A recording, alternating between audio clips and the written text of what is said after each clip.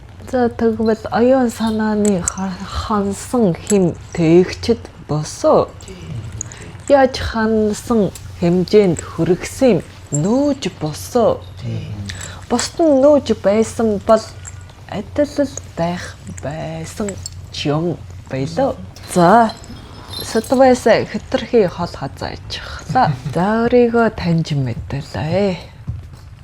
Дадалжууллаа. Ажиглаа. Дараа нь яана гэлээ. Үнцээ бөхөлөө. Дараа нь яана гэлээ. Зэрэг орж ирэх юм болоо гэдэг. Алсын хараа. За үндэс бүх бос бол алсын хараа магад маш жижиг тойрогт магад маш олон орон зайд өсчихнтэй янз нь үндэс бүх бос шүү дээ. Сарна шинжтэй өнгөдөх ч юм уу, тэгдэх ч юм уу. Энийг ч чадаад байна, тэрийг ч чадаад байна. Чадахгүй нэ болчихъя. Мөн үү? Үнцээ бөхөлбөл үндэс нээсээ өөрийн алсын хараагаа ухаж таталах нэ. Сүнсний үүрэг даалгавар гээчээр нь тулган хүлээ илгээд дэлхий рүү илгээч гисэн гэж ойлговол та нар хайгаад болохгүй л байх та. Тийм үү? Хаанаас олох юм, хэн өгс юм, юу юм, танихгүй юм а яаж олох юм? Өөрөөсөө ухаж гаргадаг юм шүү дээ. Ямар сайндаа голын хатхаас гэд хэлээд байд. Тэр их сэцэн буурлаажээ. Голт ч нь байна шүү дээ. Голоос ч хатгаж байна. Ухаж нээж олон шүү дээ. Тэгэхгүй тэгээд л үүрэг өгөөд төрүүлчихсэн юм. Энтэр гэж ухаад байх юм бол хаанаас олох юм? Зөв бол чадах уу? Мэдэхгүй юм. Үндэс бүх бол алсын хараа тод томрон үзэгдэх нэ.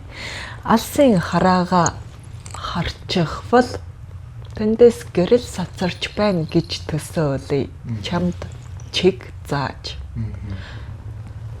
Чигээ олох шиг амархан юм байна уу? Тэгээд тэнд гэрэл сацраад байхад зөргөө ахсахад юухан байх бэлээ. Хаа хүрхээ мэдэж байгаа хүмүүн ямар ч айдасгүй алхын шүү дээ. Унсан ч хүрэх газраа харна. Алдсан ч хүрэх газраа харна. Харагдаж байна. Юундаа айх юм? Дунд нь арай хөрөлгүй өгчихье. Гэхдээ л тэгвэл яах вэ? Та өрсөд юу гэж бодож байна? Яг энэ талаар бодож байгаад харамсахгүй гэж бодсон. Харамсах мэт. Ямар ч байсан оролдож байгаад л явжээ. Хий хоосон амьдраагүй л аж тодорхой хэмжээнд мөр үлдсэн л байх ёстой шүү дээ. Энд чинь амар амгалан ад чиргал гээч нь босоо. Ялтчих юм шүү. Тэгээд та өрсөд тэр олон шат дамжилгыг алгасаад ад чиргалаа хайгаад л байх юм. Алсын хороогоо хайгаад л байх юм. Эхлээд үнцээ бөхлөөч. Бас үүнтэй холбоотой нэг сэтгэл готролтой холбоотой яг ийм сэдвээ гэж дурддагддаг, холбогддог. Тэгэнгүүт ялангуяа сэтгэлээрээ унтсан, хяналтсан, готорцсон байгаа үед ер нь яг миний амьдралын утга учир юу юм бэ гэсэн нэг тийм эрэл сурал болсон асуулт нь ээлждэг. Тэгэнгүүт ихэнх хүмүүс л хоороо тухайн зүйлийг гадны ертөнцөөс хайгаад олохгүй болонгууд нь одоо амиа игүүдэхэд хорлох тийм тохиолдол цөөнгүй байдаг. Тэгээ минийхаар болохоор тэр зүйл нь ялч түрүүн таны хэлсэнчлэн хайгаад болохгүй хамгийн гол нь голын хатгаас буюу өөртөө л хамааралтай байдаг зүйл. Буруу газраас хайгаад байгаа юм. Чи яаж болох юм бэ? Ягаад буруу газраас хайсан юм? Ойлголт байхгүй учраас тэр шүү дээ. Ойлголтоо зөв татлалтаа. Хэний үгээр хэний амаар автаад хаанаас хайгаад яваа юм. Ядаж автаж байгаагаа татлалтаа. Тийм үү? ялгаж салгал та. Тийм үү? Монгол та бүхний хэлбэр голын хатгаас болгон болгонд ондоо байдагчлаа. Тэр орчин үеийн хэллэгээр тэр утга учир гэдэг ойлголт нь хүртэл хүн хүндээ цаг хугацаа нөхцөл байдлаасаа хамаарат гэсэндээ ондоо байдаг юм гэж ухаад байгаа. Тэр яг өөрт таарсан утга учир өөрийн хайгаад байгаа утга учир нь ерөөсөө гадны хүрээнд гэхээс илүүтэй надтай өөртөө минь холбоотой юм байна гэж бодсон. Тийм ээ. За тэгээд үндсээ бөхөөлөхийн тулд хэмээн тухай нэгэн ойлголттой байх шаардлага тулгарна. Өөрөө яагаад байгаа юм? Өөрөө хин юм? Гаднаас юу үйлчлээд байгаа юм? Яаж автуулаад байгаа юм? Удамшлаас яаж дэмнээд байгаа юм? Тэрийг яаж хөглөх юм? Хаалгаа яаж нээх юм? Гихчээлэн. Би бараг бүх асуултанд нь хариулсан гэж бодоод байна.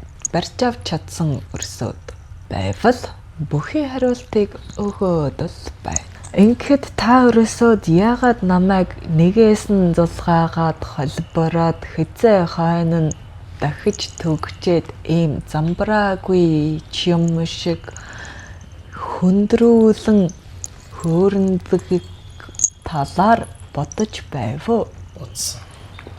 За хариултал. Тэр талаараа бас надад яг тийм чанар байдаг юм болов гэж боддیں۔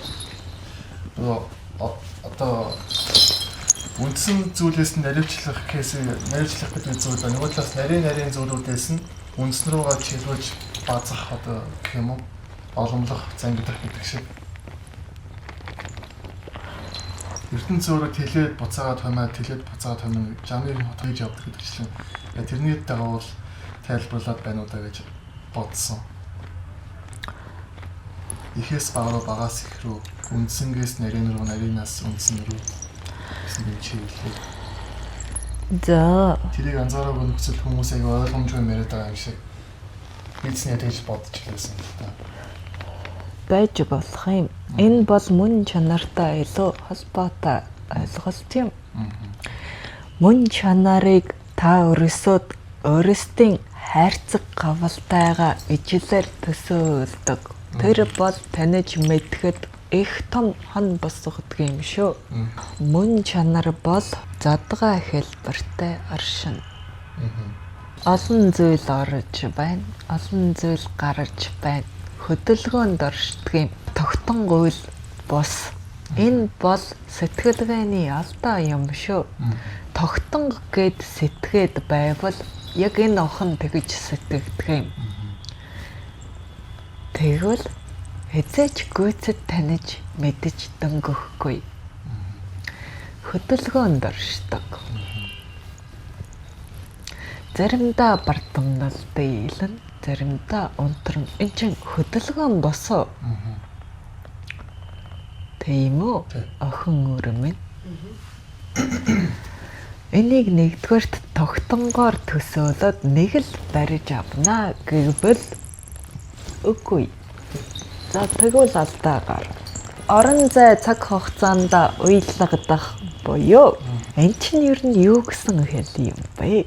Тухайн орон зай, тухайн цаг хугацаанд нийцсэн. Өөрөөр хэлбэл нөхцөл байдалтай л холбож. За энэ дээр миний ухаан хөргөнөө гэж би мөн удаан ажиллаа. Даанч хүрсэнгүй. Тэгэхээр түмэн олондоо зориулж тайлж өгье гэж сэтгэлээ.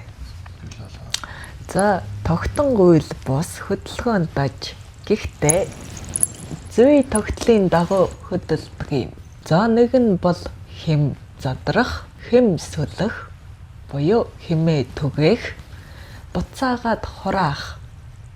Энэ бол хэмээн зүй тогтолт үйл юм шүү. Мөн чанар гэдэг чинь үүд галын шинжтэй буюу өгтөргөн зүйдэл жамаасаа цочил аван цогшиж ассан бяцхан дөл юм гэж сэтгэвэл тэр зүйдэл жамынхаа жижигрүүлсэн хувилбар нь энэ туршаад байна. Түүнийг ойлговол бүрнээ танина. Тийм өргөн хүрээд ойлголтыг нэгхэн жимээр тайлбарлавал та өөрөөсөө хайрцагладаг алдаа үүтгэдэг учраас би бяцхан дадал үүсгэхийн тулд энэ тэндгүй чирдэг юм. Нэг тийшээ очлоо буцах замаа олгохно. Зарим нь сулдаа тэндээ зогсож л байгаа, сонсож байгаа өрсөд тэгээд л би бүрэн ойлгохгүй байна гэж байгаа юм. Буцаж чигээ олоод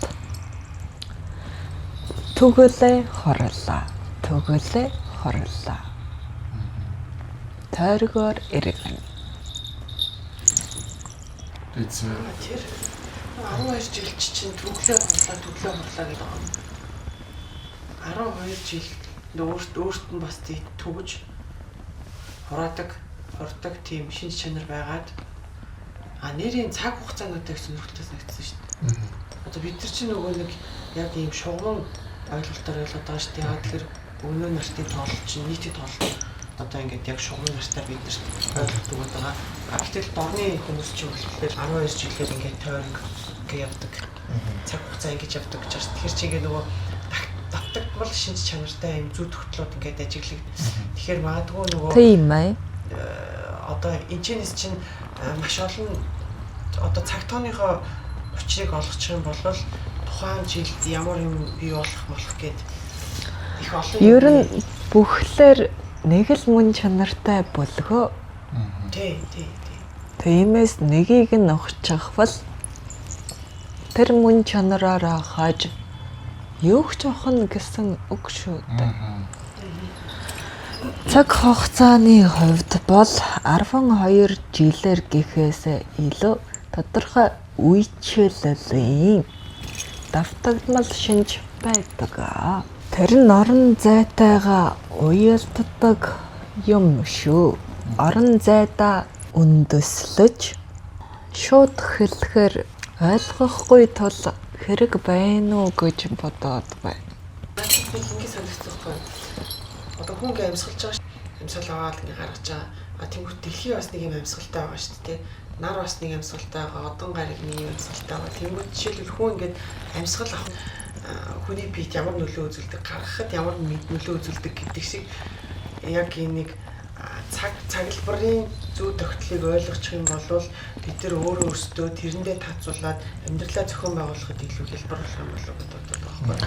Тийм бол орон зайдаа өөрийнхөө үүлийг дүүрэхдээ илүү хий багтаагаар дүүрэх санаа төрс тэр нөгөө подкастыг сонсож байгаад. Илүүтэй орон зайтайгаа уялгадвал дөхөм гэж хэлмээр байна. Ягаад гэвэл цаг хугацааны давтагдмал шинж нь нэгэн насны амьдралаас урт шүү дээ. Тийм. Гэхдээ тэгэж алсыг сэтгэж болно. Гол нь үндэс чинь бүх байхгүй бол хий хоосон босоо. Тэр цаг үед тойрсоод амьдрахгүй шүү дээ. Гэвч үндэс чинь бүх бөгөөд чиний алсын хараа 2000 жилдээ тодорч байвал дэвсэж болох л үйл шүү дээ. Өнөө цагт нь чамайг хинч мэдэхгүй байж болно. Гэвч чи өөрийгөө мэдэж байвал юунаас айх юм? Тийм үү? Ийм л үйл бити солио өвчнөд хотхаад байгаарай да. Өрсүүд минь. Энд хотхох өрсүүд байна шүү. Ягаад солиотой хотгочих юм? Өнөө ихэрхэл шүү дээ. Хэрхэл би арайндад би 1000 жилийн алсад сэтгэн.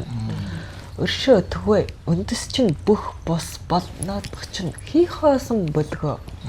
Ялсэн зүйлд бодоод нэг зүйл тодруулж болох уу? Болно. Одоо би өмнө нэгээс яг маш олон зүйл ингээд бодоод өөрийн хэмжээндээ үнэн гэж юу юм бол худал гэж юу юм бол гэж бодож байхад үнэн ерөнхийдөө туйлын үнэн гэж байдаг юм болов уу гэж бодсон. Хэдэн үнэн байдаг вэ? Чи тодлогтон. Чин ч хажир. Тийм. Тэгээд дэцээ туйлын үнэн гэж байдаг юм болов уу тухайд яг энэ чинч хажир үннийг мэдхээс өмнө болохоор байдаг би ингээд бодож байгаа чинь байдаг л байгаа учраас би ингээд бодоод байгаа асуугаад байгаа бодсон. Тэгээд тухайн үеийнхээ сэтгүүгээр ингээд Дүүрэнгүүт ямарваа нэг зүйл чинь өөрөө юу хөвсөн өөрчлөлт юм байна, тогтон бус юм байна, байнгын хөдөлгөөнд орж тийм байна гэдэг тийм бодлоор ингэж суулаад ингээд цэцэг хатгаад ингээд тавьчихсан. Тэгэнгүүт нөгөө талаас тэгвэл яг тийм хөдөлгөөнгүй гэдэг чинь өөрөө хөдөлгөөн юм. Хөдөлгөөнгүй тийм өөрөө хөдөлгөөн юм аа. Хөдөлгөөн чинь үнээр орсон. Чин үнээр үлдэх бол чуу юм. Туйлын үнэн гэж нь ердөө өнөө хэмээн ойлголт шүү дээ. Мөн чанарын ойлголт альва үйл төгөнэ хорно. Эндээс гажих үйл огт байхгүй. Туйлын үнэн болгоо. Тэр хөдөлгөөнгөө оршдог одоо ямар зүйл боёо мон кö чанар чинь туйлын үнэн болгоо. Мөнх оршихуй чинь туйлын үнэн болгоо. Энд би бас нэгэн үйл тодосмоор байна. Сүнсний насжилт хөгшин сүнс залуу сүнс. Мөнх гэсэн ойлголтод хөгшин залуугийн ойлголт байх уу? мөнх гэдэг бодоод нөгөө хэлжсэн шүү дээ. Эний чинь өмнөх подкаст дээр ярьсан байхгүй юу? Одоо нөгөө хүн өөрөө жижигрээд байх юм бол тэр сүнс ерөөдөө хэрэггүй болж байгаа. Ингээд түгээд байх юм бол буюу энэ тархин сайн сүлээд ингээд дэлгэрүүлээд байх юм бол тэр ингээд шинжлэгдээд байгаа байхгүй. Тэгэх юм бол ингээд тэр одоо үйл нь ингээд уртцаалаа. Нөгөө тал руугаа ингээд багасаад байх юм бол өөрөө үгүй болдог. Гэхдээ сүнс буцаагаад юу яаж одоо нөгөө буцааж төрж болдог гэдэг байгаа байхгүй. Тэр чинь нөгөө юм буцаж төрж болно гэдэг чинь энэ дээр би нэг үйл тодолсон шүү дээ. Дараагийн амьдралдаа эзэн ирэхэд бус хэм төдий оршно гэж. Эзэн ирэхэд оюун ухаанд үйлчлэх хэм төдий оршно гэж. Устж ялга болохгүй. Гэхдээ эзэн ирэхгүй. Тэгэхээр та өөрөөсөө яг одоогоор бол ганц л амьдрч байна шүү дээ. Тэгэхээр хөгшин сүнс, залуу сүнс гэхээсээ илүү бүрдэл олон сүнсгэл бүрдэл цөөн сүнсгэл гэж бол байх нь дээ. Энд чинь бас л нэг л хэрнээсээ дутуу байгаа бидтэй ойлголт нь. Тий. Хөгшин гэдэг чинь насаа тоолох нь хөөе. Бүрдлээ тооцооч. Надад юу байна? Таарсад за хөгшин сүнс юм байж урд насныхаа хэмээг чадвахыг өрлөгөө сүлнэ гэж бодох нь сүлдэггүй юм аа. Тэр хэмээг хэрэгэлдэг юм. Ягаад гэвэл тэр чинь эзэн ирэхгүй хэм бөлгөө. Ийм малдаа гаргасан шүү. Тэр ухааныг задлж ингээд өмнөх амьдралаараа дахин төрөх гээд байна. Тэгвэл эзлэгдэн шүү дээ. Эзэн сүнснүүд бол эзэн эрхийн шинжит байдаг. Бусад хэмүүдийг ашиглана уу буюу үйлэндээ тараана уу гэхээс бас л нөгөө өөр хүн буюу бид дээр тэгдэг шүү дээ. Язгуур сүнс гэж байдаг. Тэгээд тэр одоо нөгөө сая уул хэллээ шүү дээ. Эзлэгдэн шүү дээ гэж. Тэр нөгөө надад нөлөөлөд байгаа толгой онготынхоо хит хэмэнд цохигдоод яваад байх юм бол эзлэгдээд тэр миний яг уг нөгөө хөгжиж байгаа сүнс өөрөө хөгжиж амжилгүй нар ингээд за наадах чинь бол зүг үгүй. Төдий дээд оюун ухаанууд юу гэж хүмүүний орон зай булаах бэлээ дээ. Тийм үйлдвэр гэх нь юу л бол. Би тэгвэл бас дахиад шулуу. Тэр бичсэн хүмүүн бас шулуун ойлгосон юм бэлөө хэм мэдлээ. Гэвч тэдэнд тэгэх ямар ч шаардлага байхгүй тэд өөрсдийн гэсэн орон зайтай ягаад энэ дэлхий дээр ирж суун гэж. Гэхдээ тэр чинь нөгөө сүнснийх нь буруу юм шүү. Одоо та жишээл өөрийнхөө улаачийг ингээд хөгжүүлэх гээд байхад хөгдөөд одоо өөрийнхөө химийг агсаж чадвалгүй таны химийг хөгдөөд байгаа юм уу? Агуу тэх юм бол нүүлдлээ хийчихдэг тийм.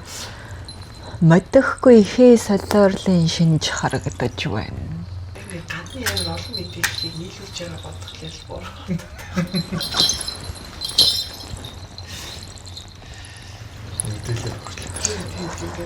Энэ дээр нэг үйл тодлох хэрэгтэй. Удамшлаас бол хэм сүлнэ. Ялтчгүй сүлнэ. Урд насны өнөө сүнсний бүрдэл хэсгүүдийг бол би сүлэхгүй гэж хэлсэн үү? Тэгсэн. Энэ дээр миний улаачийн эргэлзээ хаана байгааг би баримаар байна. Тэгсэн. Яг тэр нэг голын хатгаастай бодоод үзсэн мэт миний тэр өмнөх ингээд тэр амьдрал одоо тэр нэг өмнөх насны тэр нэг юу одоо төлөвлөлт байлаа гэж бодоход тэр болгоны голын хатгаас нэжлэхэн байх уу? Нэжлэхэн байгаа учраас тэр зүйлийн төлөө явж байгаа гэсэн үг. Юу гэж таа? Тэрэндээ хүрээгүй учраас ингээд төрөл дахиад хүний төрөлд ингээд төрөлөө биш үү? Магадгүй голын хатгаас дүүргэсэн учраас хүний төрлөөсөө дээшээ ахиад онгодын орон зайраа очсон байж болох юм.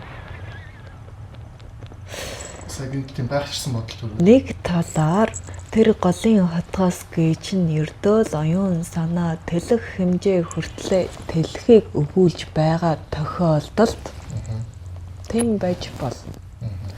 Гэтэл та нар чинь ямар үйл дүүрэг олж хийх гээд байгаа босоо өөр шүү дээ. Яахав оюун санааны тэлэх хэмжээ хүртэл тэлэх гэдэг зоригдол нь бол ижил байж болно. Угаасаа л тэлэж тэнд хүртэл тэлэж ханаж байж хадгалагдсан шүү дээ. Эзэн эрхээ болно. Гэвч тэр хэдэн зууны өмнө төрж байсан бодгаал жишээлбэл өдөө өнөө цагт нь аль хэдийн нээгдчихсэн нэгэн шинжлэх ухааныг олж нээх зоригдолтой байсан бол яах юм? Одоо чи зоригдолгүй болох босоо өөрөөсөө хай гэж хэд хэлүүлмээр байна да. Тийм биз дээ. Тийм байна. Яг шулуун удаад ажиллана. Яахав цогцоороо бол нэг хэмжээнд хүртэл тэлэх зорилготой байж болно. Яаж гэдэг нь бол яг энэ цаг хугацаанд зайда ойлгох босоо. Өөртөөгөө ойлгох босоо. Өөрөөсөө олж нээх босоо. Тэгээд одоо яах юм өнгөрсөн насаа санаад тэрний юу үлдэх гэж явсныг тодлох шаардлагад унах юм уу? Хэн чадах юм? Чадахгүй шүү дээ. Өөрийнхөө чадах зүйлүүдэд тодлол өнөө нартад яг юу зайлшгүй хийх шаардлагатай байгаа дээрээ дөрөөлвөл үйлдэл хийж болох юм шүү. Үндсээ бүх сан. Үндэс бүх бол алсын хараа хайх хэрэггүйгээр тодороо дэрэндээ өрсөд мэнэнд итгэлтэй байж болно шүү. Хаалтуудаа буулган намхатгаж сорн давталжуулн ашиглан. Химээ ухамсартайгаар үйлдэн. Ухамсартай хүмүүнд алсын хороо гэдэг чинь өөрөө гэрэл шиг осоод тодхон гидгээ гэд хэлээд л бай. Энэ нэг урд насны тухай маш төвөгтэй ойлголтыг яаж нэг зэгцлэх байц. Тэр чинь эзэн ирэхгүй чиний нэг хэсэг, бүрдлийн нэг хэсэг. Удамшлаас юугаараа ялгаатай юм? Удамшилт хэмүүдээс, онгод бурлуудаас, өвөг гэцгүүдээс юугаараа ялгаатай юм? Илүүтэй бизнес орон зайтай холбоотойгоор ялгаатай юм болов уу? Уйлга гэдэг чинь. Би сүлэхгүй гэж зөв айлдчих уу, буруу айлдчих уу? Ашиглан гэдэг чинь сүлэхийн нэр мөн үү? Үгүй шүү дээ. Сүлээд тэрийг ашиглахгүй байж болно шүү дээ. Ашиглах биш юм. Сүлхийг тодлоо. Би бол сүлчээд тэгээд тийм үү гэд ашиглахгүй байж болно. ашиглах юм бол ашиглана. Сүлж байгаа нь өөр ашиглах биш юм уу? Сүлж байгаа нь өөрөө сүлэлт. Зүгээр одоо сонирхол. За эхнээс нь явъя. Мухардалд орохоороо тодорхой орон зайд ханахаараа хүмүүн хэмээ задлсан орон зайгаа ямар нэгэн хэмээр нөхөхийг хичээдэг. Энд удамшлаасаа сулвал удамшилт хэмээн удамшил ээлт хүчин болж удамшилын хэм сүлэж байна. Гэхээр та нар яана гэж ойлгодог юм. Туршилт байгаа. Би бол iyэдэг гэж хэлсэн санагдаад байна. Хэмээн iyэдэг гэж хэлсэн санагдаад байх юм. Иех буюу хөглөө шүү дээ. Хөглөө. Сүлэх гэдэг чинь хөглөө шүү дээ. Яна миний ухаан энийг ойлгохгүй л ирээд байдаг байж таа янз. Өмнөх насны химиг болвоос тэр чинь хөглөхгүй шүү дээ. Тэгвэл цаг хугацаа орон зай чинь гажуудчих босоо. Өөрийнхөө өнөө хайрт гэргий дээрээ чамайг чирээд очих босоо. Тэр нь аль хэдийн өгсөн байх босоо. Ашиглана гэхээр чин тэр эзэн ирэхгүй бүрдэл хэсгийг зарцлах үйл шүү дээ. Өөртөө ашиглан шүү дээ. Ялгааг нь харж байна уу? Урд насныхаа амьдралыг хааныг санах нь ямар үйл юм? Ухамсартай ухамсаргүйгээр тэр хэмээсээ мэдээлэл татаж буйл үйл шүү дээ. Тэрийг сүлэх гэж ухаад байгаа юм уу? Хөглөе гэвч эзэн ирэхгүй шүү дээ. Хэрв түүнд эзлэгдээд эзэн ирэхээ алдчих бол тэр чинь чиний биеэр дахин амьдран шүү дээ. Энэ эзэн бие яах юм? Яста сүг гэж тэрийг хэлэх байлгүй дээ. Тэгээд л би та өрсүүдийг та нар ганц л амьдарч байна. Ярахтун, хичээхтун, боломжоо ашиглахтун гэд хэлээ бидтэй. Дараагийн амьдралдаа ончих бол зарц шүү дээ. Тэр хүмүүс чинь бат болохоос гэрлээ бус шүү дээ. Дараагийн амьдралдаа очиход энэ оюун ухаан хадгалагдах уу? Таны өмнө ярьсан зүйлтэй холбоотойгоор бодоод үзэхээр хадгалагдахгүй устдаг. Хэн устдаггүй шүү дээ. Энэ оюун ухааны үүдгсэн хэм устдахгүй. Гэвч эзэн ирэхгүй. Эзэн ирэх гэдэг чинь ухамсартайгаар хэмээ ашиглахыг хэлээд байгаа босоо. Тэгвэл дараагийн амьдралдаа очиход энэ насны энэ хэм чинь ухамсаргүйгээр бүрдэл болж нэгдэх босоо. Ухамсаргүй юм чинь яаж эзэн ирэхээ идэлх юм бэ? Одоо ялгааг нь ухаж байна уу? Сүлэхгүй ашиглана. Сүлээд байгаа чинь ухамсарт хэм шүү дээ. Зөв ухсноо бороо ухсноо яах мэддэггүй. За энд дахиад нэг юм барих гэдэг хичээж бай. Долоон дэд эцгийн зэн сэрэх. Долоон дэд эцэг нь хадгалагдаагүй бол тэрийг сүлэх үү? Бас нэрээ тийж бодож болох юм шүү дээ.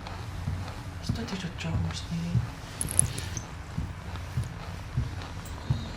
Ухамсараа ашиглаагүй нэг эцэг өнгөрцөн бол долоон дэд эцгийн зүүн бүрэлдэж чадахгүй өнгөрч юм уу? Зүуд хөтлөөрөө тэгжиж би бүтэж байгаа шүү дээ. Тэгэхээр чи ашигласан л гэсэн үг юм шүү дээ. Хэрэг би сүлж чадахгүй байх юм бол дараагийнхаа хүнийг сүлж чадахгүй гэсэн үг. Манай долоон дэд эцэг одоо ухамсараасаа мэдээлэл татаад тэр амьдралыг зүү зөхөстэй өнгөрүүлж чадсан учраас тэр хэмээр би төрсөн гэж үзэж байна. Хөглөх хэм бас ашиглах хэм байх нь дээ. За энэ бол бэлгээр тайлах үйл юм да. Одоо яагаад ийм ухамсарын дөрөөлөлд орчихоо вэ гэвэл долоон дэд эцгээс хайх хэрэг гарах нь. Тийм үү? Тийм. Долоон дэд эцгээс сулхад чамаас дээрдэхгүй нэ янз.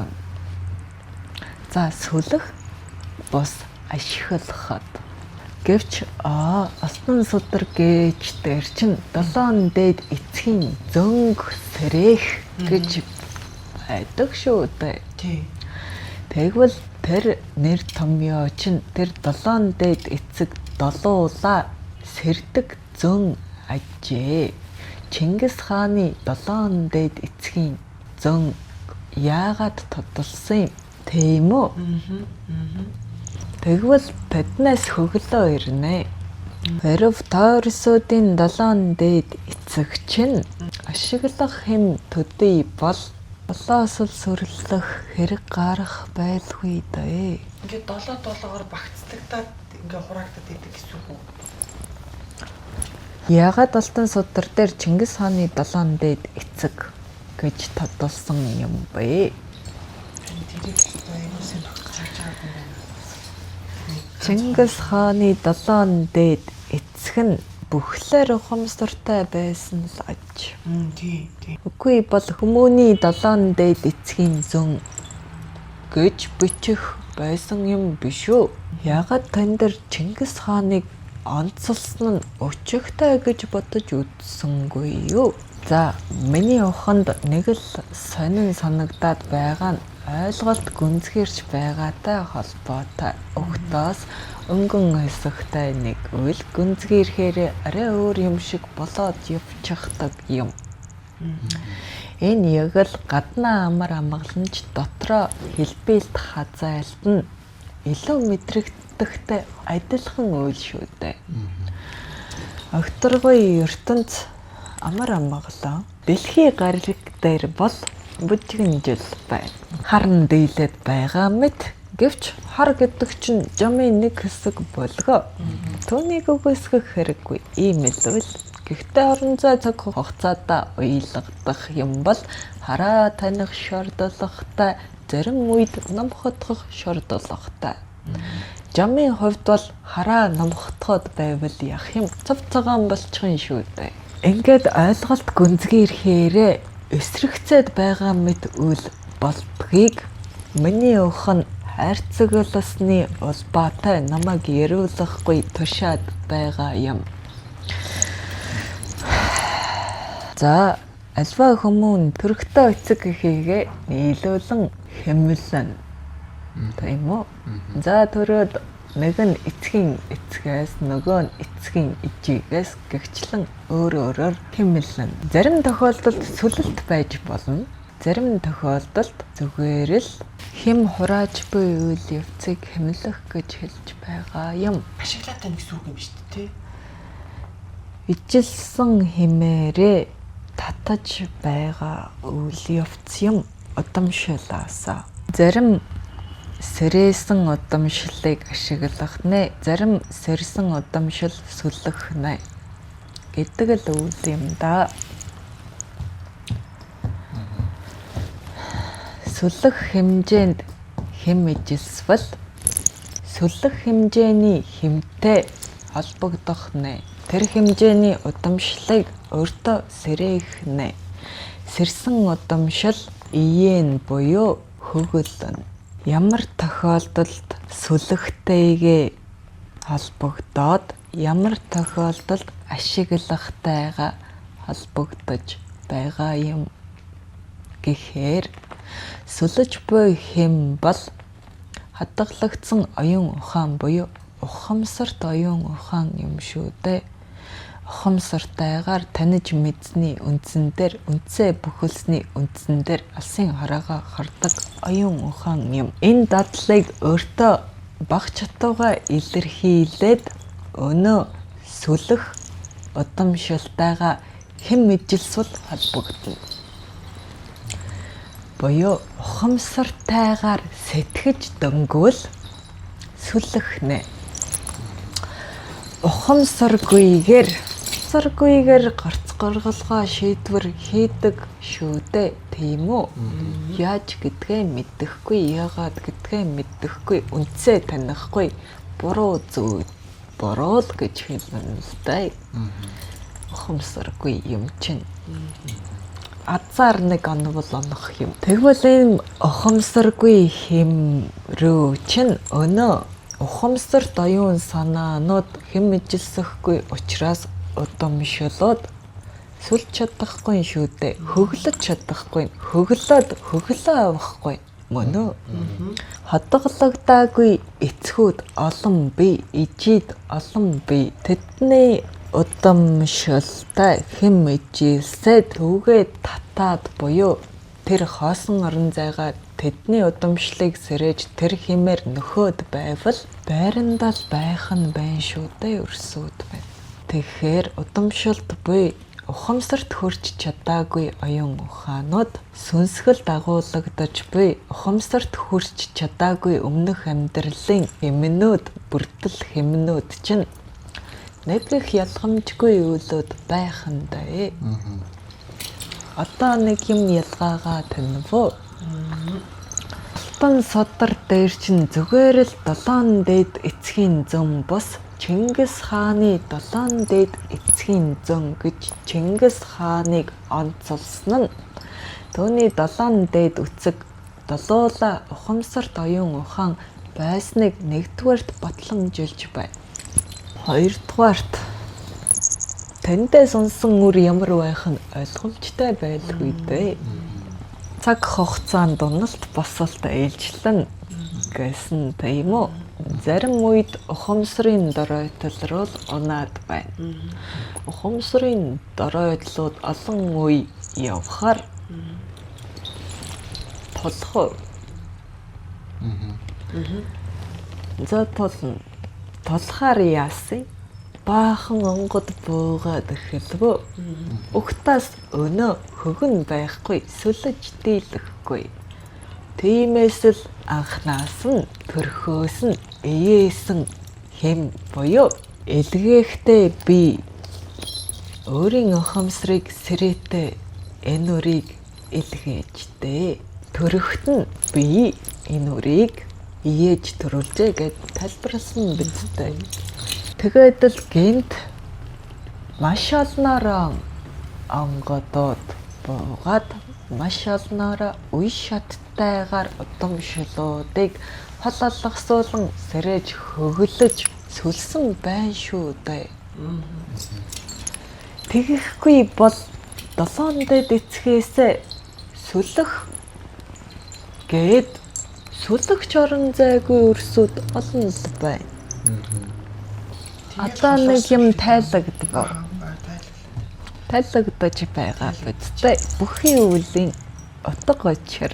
За тэгээд дахиад хэлсэн шүү дээ. Эхлээд нэг 100 жил, хагас 100 жил. 200 жил.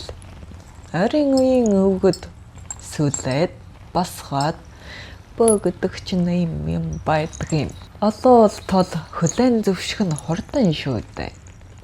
За тэгээд л тэнд эндгүй үзэж хардаг, тэнд эндгүй голомтын үйл хийдэг өвгөд олширлаа. Тэнд хүмүүний хэм сүлэх ухамсарт үйл нь мухар сүсгийн шинжтэй байсан ч таних мэдэж эхэлж байжээ. Нэг сүнс бууж ирээд суудаг юм байна. Гэгчлэн аагаас эхэлсэн байна шүү дээ. За этгээд тэглээ дэвсээд эхлэхээр нь дараагийн үеийн бууж ирээд төрийн үйлчиг гэнэ.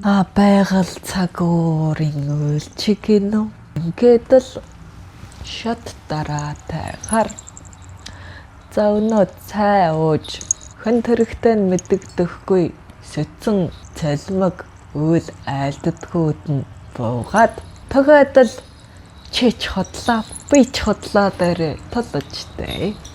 Уг нь бол зүгээр л үе шаттуудын юм шүү дээ. Буруу сүлсэн өрсөд байдаг тэр инсэн мөн үү? Ягаад сүлэх гээд байгаа юм? Харын үүлэндээ хөглөөд байгаа босоо хөглж байна шүү дээ. Ухамсартайгаар хөглөнө. Алсын хараа нь устгах, хорлох, охирох тийшээгээ хөглөж ил байна. Ухамсартайгаар мэдэж үлдэж байгаа шүү дээ. За тэгээд удамд ухамсартайгаар хорлон сүйтгэх